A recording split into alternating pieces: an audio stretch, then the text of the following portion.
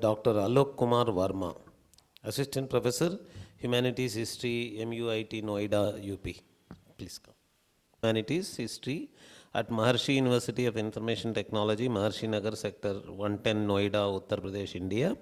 Previously, he has worked as an assistant professor at Samrat Ashok Surbharati School of Buddhist Studies, Swami Vivekananda Surbharati University, Meerut, Uttar Pradesh, India from 1st March 2021 to 10th October 2023.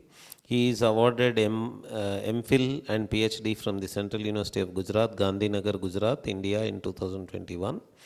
He has almost 10 years of research experience and 3 years of teaching experience. He is having depth of knowledge of Buddhism, Jainism, meditation, peace, ancient Indian history, archaeology and Indian knowledge tradition.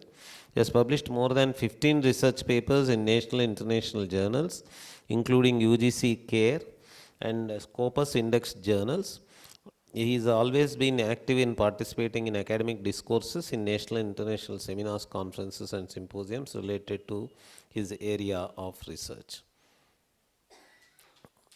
Jainism and Buddhism, its integrated contributions in Bharat's culture. Thank you so much, sir. Very good evening to all of you. I know you are so waiting for my name. Just doctor have given my introduction, so I'll just skip this part. So I'm just going to my presentation part.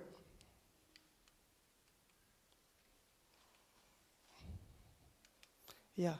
This is the content of my presentation, which I have mentioned: brief overview of Jainism and Buddhism, significance of their emergence in ancient India, importance of understanding their contribution to Indian culture, Jainism and Buddhism, exploration of concepts such as karma, dharma and liberation, that is moksha and nibbana, ethical values and social impacts, promotion of non-violence, compassion and tolerance, role of Jainism Buddhist teaching, fostering social harmony and communal existence, and cultural contribution, architectural marvels like Jain temples, stupas, monastic complex, and what is the role of Buddhist and Jainist monastic communities and spirit of their teachings, impact of Jain Buddhist teachings on modern Indian society, and conclusion. So these are the content of my presentation which I have mentioned. So introduction, this is very a brief introduction. This research paper draws the profound influence of Jainism and Buddhism on the cultural landscape of Bharat and India. As you all know very well, in ancient India, which we talk about the ancient in Jainism and Buddhism, has spread the message of peace and tolerance entire the society, as not only India, other communities also.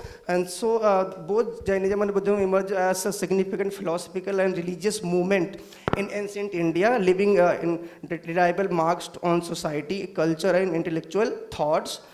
Through an exploration of their core teaching, ethical principles, socio-cultural impacts, and contribution of Indian art, architecture, and literature. So these are the important features of Buddhism and Jainism which I have introduced in this part. So brief overview of Jainism and Buddhism. As you very well know, both religions emerged as 6th century BC. You all know very well. So I just Buddhism's founder of the Gautama Buddha and Jainism's founder of Mahavira. So they given the message of truthfulness, asceticism as means to achieve spiritual liberation, moksha, its ardent belief in the concept of karma and the cycle of reincarnation. Buddhism, founded by Siddhartha Gautama, also emphasized non-violence and spiritual enlightenment through the middle way, that is Four Noble Truths and Noble Eightfold Path. Its extremes of self-indulgence and self-mortification. Buddhism seeks to attain nibbana. It is a state of liberation from suffering and the cycle of rebirth through practice of meditation and ethical livings. So here there is the significance of their emergence in ancient India. And as you know very well, both the... Okay. So as you know very well, both the religions, if you talk about in ancient India, the significance of both the religions is very well. If you talk about Buddhism, Buddha has spread the message to the peace and non-violence, ahimsa and harmony to society, as well as Jainism. Mahavir Jain also spread the message of society, what is the significance and what was the welfare of the society. So both the religions has spread the message to the society, the welfare of the society basically. ठीक है? Okay. So इसके अलावा हम ये भी कह सकते हैं इन दोनों का जो इतिहास रहा है बहुत ही रिच रहा है। रिच इसलिए रहा है क्योंकि दोनों धर्मों ने अपने अपने तरीके से सोसाइटी को किस तरीके से वेलफेयर किया जाए और कैसे अपना एक मैसेज सोसाइटी तक पहुंचाया जाए, ताकि जो लोगों तक उनकी चीज़ें नहीं पहुंच पा रही थी दैट टाइम, उसको किस तरीके से पहुंचाया जाए। ये एक बेसिकली भारत में प्राचीन काल से इन दोनों का अपना एक अस्तित्व रहा था। नेक्स्ट पार्ट हमारा है importance of understanding their contribution to the Indian culture. भारतीय कल्चर में किस तरीके से इनका इंपॉर्टेंस हम देख सकते हैं। उसमें हम देखते हैं कि Buddhism and Jainism has made significant contribution to the Indian culture through their philosophical teachings, ethical principles and cultural practices. Both religious emphasis non-violence, ahimsa, compassion and pursuit of inner peace. So they have played a crucial role in shaping the moral fabric of Indian society, promoting tolerance and fostering spiritual growth. Additionally, their architectural marvels such as Buddhist stupas and Jain temples stand as enduring symbols of their culture influence, inspiring awe and admiration of for centuries. अब आप देखेंगे कि भारत में Buddhist culture और Jainist culture आपको बहुत सारे monuments मिल जाएंगे, बहुत सारे स्तूप्स मिल जाएंगे, टेम्पल्स मिल जाएंगे, जहाँ पे उनका एक कल्चर आज तक बना हुआ आ रहा है। तो इसको किस तरीके से और प्रिजर्व करना है, प्रमोट करना है, तो हमें बहुत से, जैसे कि इंडिका ने एक बहुत अच्छा स्टैंड लिया है इसको आगे बढ़ाने के लिए, किस तरीके से आगे बढ़ाया जाएगा और प्रमोट किया, जैसे कि हमारे एंशिएंट कल्चर को। तो इसी तरीके से हमें और भी आगे बढ़कर अपने इंडियन कल्चर को प्रमोट करना होगा। लाइक उसमें जैनिज्म और बुद्धिज्म के अलावा अपने हिंदूज कल्चर को भी प्रमोट करने के लिए हम आगे बढ़ते हैं। सर यहाँ पे हमने एक टॉपिक मेंशन किया है, exploration of concept such as karma, dharma and liberation. दोनों का एक अपना अपना कॉन्सेप्ट रहा है, मोक्ष और कर्मा का, ठीक है। तो Karma is the central part of both religions. दोनों में कर्मा का कॉन्सेप्ट सेंट्रल पार्ट माना जाता है, which refer to the cosmic law, cause and effect, in which action have corresponding consequences that affects future existence. Dharma in Jainism encompasses moral duties, righteous conduct, while in Buddhism it signifies the teaching of Buddha leading to the cessation of suffering. And liberation, known as moksha in Jainism and nibbana in Buddhism, represent ultimate spiritual liberation or enlightenment, where one transcends the cycle of birth, death, and rebirth, achieving a state of eternal bliss and liberation from worldly attachment. These concepts form the foundation of both religious guiding adherents on paths toward spiritual awakening and liberation from suffering. Another very important point is ethical values and social impact. दोनों ही धर्मों में ethical values का बहुत अपना important है। भी एक बहुत अच्छी बात इस पे की गई, इथिकल वैल्यूज को बहुत इंपॉर्टेंस दिया गया है, जिसमें both tradition share ethical values and that emphasis non violence, compassion and mindfulness. They advocate for elevation of suffering, not only for human but also sentient beings, promoting a profound sense of interdependence and empathy. Their teachings encourage individuals to cultivate virtues such as truthfulness, patience, and generosity, fostering harmonious relationship with society. So, through their ethical principles and social teachings, both continue to inspire individuals to live ethically and contribute positively to their communities, emphasizing the importance of mindfulness, empathy, and non-violence in fostering social harmony and well-being. So here, the promotion of non-violence, compassion, and tolerance. These are very important topics. Both traditions, Jainism and Buddhism, are profound philosophies that advocate for non-violence, compassion and tolerance as fundamental principles. In Buddhism, the concept of ahimsa or non-violence lies at the core of its teaching. Buddha's emphasis on empathy and understanding towards all beings promotes compassion as a means to alleviate suffering. So similarly, in Jainism, upholds ahimsa as its cardinal virtue, teaching followers to abstain from harm and living being internationally. But both traditions emphasize the interconnectedness of all life, fostering tolerance and acceptance of diverse perspectives and beliefs. Through their teachings and practices, both inspire individuals to cultivate inner peace while promoting harmony and respect for all sentient beings. So there are the role of Jainism and Buddhist teaching fostering social harmony and communal coexistence. So therefore, both traditions advocate for the peaceful resolution of conflict and promote the idea of treating all beings with kindness and respect regardless of differences in beliefs and backgrounds. Be encouraging individuals to cultivate their inner peace and mindfulness. Both create a foundation for harmonious relationship with communities. So their teachings inspire people to practice empathy, understanding and cooperation, thereby contributing to a society where diversity is celebrated and conflict are resolved through dialogues and mutual respects. So these are very important, picture which is I have highlighted here for the fostering a social harmony of both traditions. So there are cultural contribution. What is the cultural contribution of both the traditions? Both traditions have made significant culture contribution throughout history. Buddhist teaching have inspired breathtaking monuments such as the ancient stupas of India, the intricate temple of South Asia as serene Jain gardens of Japan.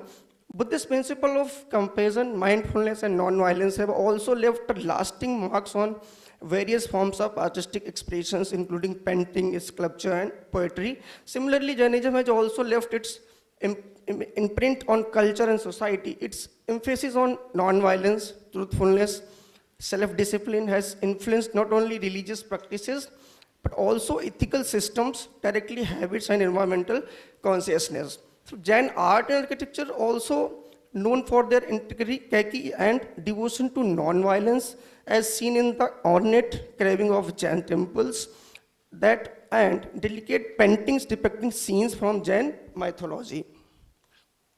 So here, the architectural marvels, Jain temples, stupas, and monastic complex. What is the importance of Jain stupas, temples? How is spread these things? So Jain temples, stupas, and monastic complex stand as architectural marvels that reflect the rich spiritual and artistic heritage of Jainism. Jain temples adorned with intricate carving and grand domes serve as sanctuaries for meditation and worships, embodying the principles of simplicity, harmony, and non-violence. Monastic complex like at Sarvanabedgola epitomize of Jain commitment to asceticism and knowledge, featuring austere and elegant structure where monks pursue spiritual enlightenment through study and meditation.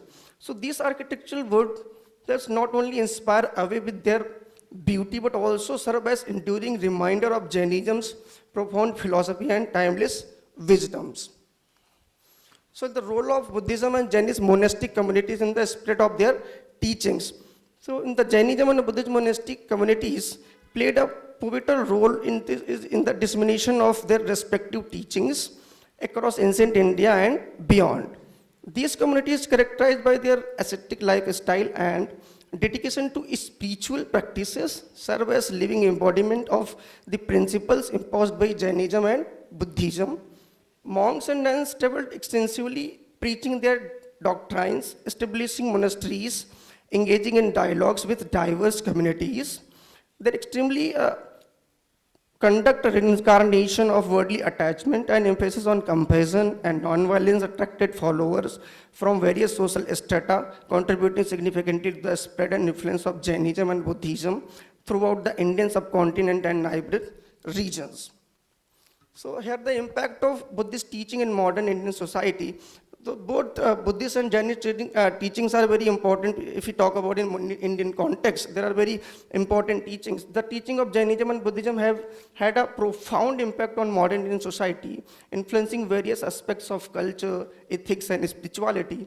Both religions emphasizes non-violence, ahimsa, compassion, and mindfulness, which have contributed to the promotion of peace and tolerance in Indian society. These teachings have also fostering a respect of all living beings, leading to the emergence of vegetarianism and environmental consciousness. Furthermore, the emphasis on self-discipline, meditation, and detachment from material possessions advocated by Jainism and Buddhism has inspired individuals to pursue inner peace and personal growth.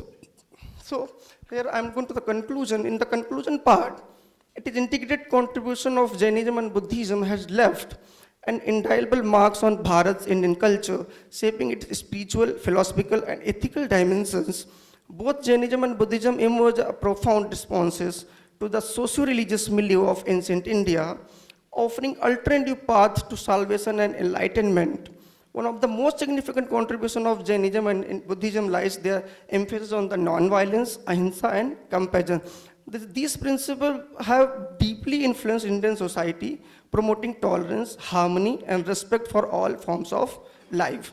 As Jainism doctrines of Aniketavada, the multiplicity of viewpoints, and Buddhism emphasis on the impermanence, Anika, and interconnected Samutpada, have enriched philosophical discourse, stimulating intellectual inquiry and debates for the centuries. So, and furthermore, Jainism and Buddhism has contributed immensely to the development of Indian art, architecture, literature, and education. The architectural marvels of Jain and Buddhist monuments, such as Ajanta and Ellora caves, reflect not only the religious fervor but also artistic brilliance of ancient India. Similarly, the rich literary heritage of texts like the Jataka tales and Pali canons continues to inspire generations, showcasing the cultural and intellectual legacy of these traditions. In the contemporary India, the teachings of Jainism and Buddhism offering profound insight into the human condition, pathway to personal and social transformation. Their emphasis on mindfulness, ethical conduct, and the pursuit of wisdom continues to inspire individuals seeking and purpose in the life. So as हम कह सकते हैं इस आधार पे कि भारत में Buddhism और Jainism का जो भी आप देख रहे हैं किस तरीके से इसका आर्ट एंड आर्किटेक्चर में योगदान है, इसका अहिंसा, non violence and peace, harmony का जो कॉन्सेप्ट है उसको अगर हम लेकर चले तो इंडिया का इतना रिच कल्चर अभी हो चुका है कि भारत में हम इसको और अच्छी तरीके से कैसे ले जा सकते हैं, बढ़ा सकते हैं। तो इसके लिए हमें बेहतर तरीके से इसको बढ़ाने के लिए इस पर और हमें कुछ काम करने की ज़रूरत है ताकि इसको हम छोटी छोटी जगहों पे कैसे पहुंचाएं बुद्धिज्म और जैनिज्म। जैसे बुद्धिज्म तो छोटी छोटी जगहों पे भी आपको कई जगह मिलता है, लेकिन जैनिज्म को हमें और अच्छी छोटी छोटी जगहों पहुंचाने के लिए हमें इस पर बेहतर तरीके से थोड़ा काम करना पड़ेगा।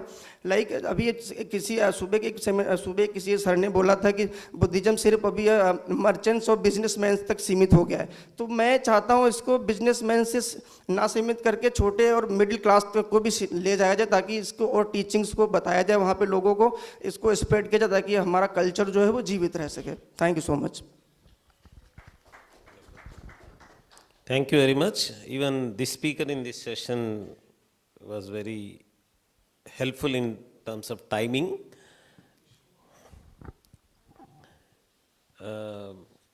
Any questions?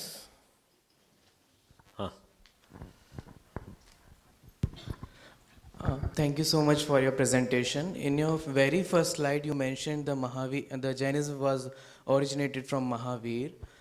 As of I know, it is a very well established fact that before Mahavir, there's 23 Tirthankaras. On what basis you established the Jainism is established by Mahavira? Yeah, actually you are right, but you know very well before the Mahavira, all the Tirthankaras, they don't spread the Jainism very well, but Mahavira was spread the Jainism very well to the society. That is more important. That is why people always call Mahavira was the founder of Jainism. That's I think. I think it is incorrect.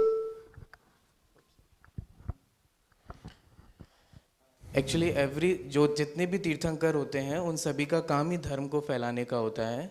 Mahavir चूँकि बुद्ध के contemporary थे इसलिए हमें ऐसा लगता है। बाकी जैन धर्म गौतम बुद्ध से है, मुझे नहीं लगता कि इसमें जैन धर्म महावीर से है, मुझे नहीं लगता है कि ये हिस्टोरियंस भी इसको मानते हैं या जैन फिलोसोफर्स भी इसको एक्सेप्ट करते हैं।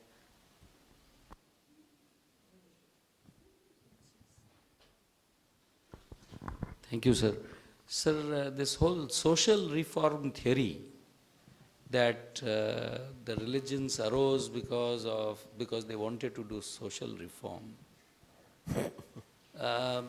I don't think anyone who leaves home has that burning desire to reform the society and become a monk and then, don't worry about his clothes, not worry about food and so on.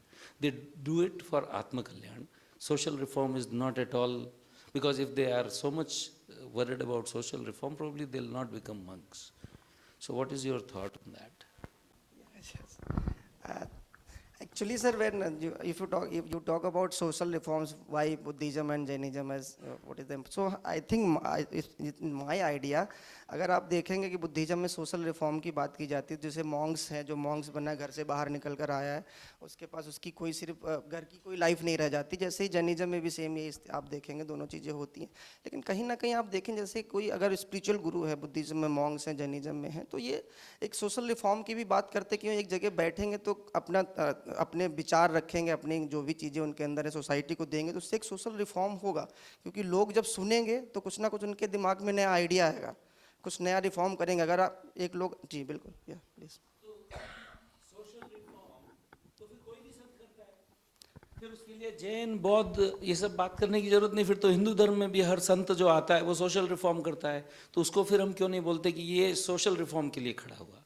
Primary purpose is to do स्व कल्याण, and in that process if the society gets benefited, my take is that that is what the. Yeah, he got your point. He got your point and he is accepting also. So that's a wonderful point actually. One of the things I think someone was bringing out is the point of untranslatables from Raju Malhotra. We have to have a lot of rethinking about these words: reformation, social reformation, social equality, social equality. Many categories have been floated into us through education, and we have never reconsidered them. We have to actually now, it's a time that we all reconsider from the perspective of the Muni, from the perspective of Tathagata, from the perspective of Bodhisattva. Did Bodhisattva think that he was reforming? Did Mahavira think that he was socially reforming? All these we have to do rethinking. You are youngsters, so it is opportunity for you to go to rethinking these categories. Oh, thank you very much that you have presented very well. I congratulate you. And you have done a thing for me that tomorrow I have the thing which I am going to deal. You have actually given me those vestiges because tomorrow I will deal with Anekantavada. So, but I am actually not going to ask you any question. Rather, I will remark something and which can raise also a lot of questions. Number one, that you have said that strategically Anekantavada and other Jain philosophies can resolve conflict, international problems. In the ancient Indian history, if it has done as such, and if you have given some examples, I could personally be benefited. Because tomorrow I will actually give a lecture on that particular issue. I have no precise examples, so I was expecting such things from you. And number two, that you have told something that my younger friend also raised the issue that whether Lord Mahavira was the founder of Jainism or whether Lord Rishabdeva. I think that this can be resolved in a way. Suppose I'm a Muslim, so from my background I can solve the issue. We believe that Islam was founded by Prophet Adam, a Semitic prophet. But it is very difficult to trace out the anthropological legacy. It is completely debatable, theological issues. So when the non-Muslims will deal the issue, they will say that it was founded by Prophet Muhammad. So when you are saying that Lord Mahavira founded it, so in a way you are right. But people if say that no, we have the lineage that started from Lord Rishabdeva, they are also not actually wrong. So I can say, better to say that both of you are in a sense correct. Thank you very much.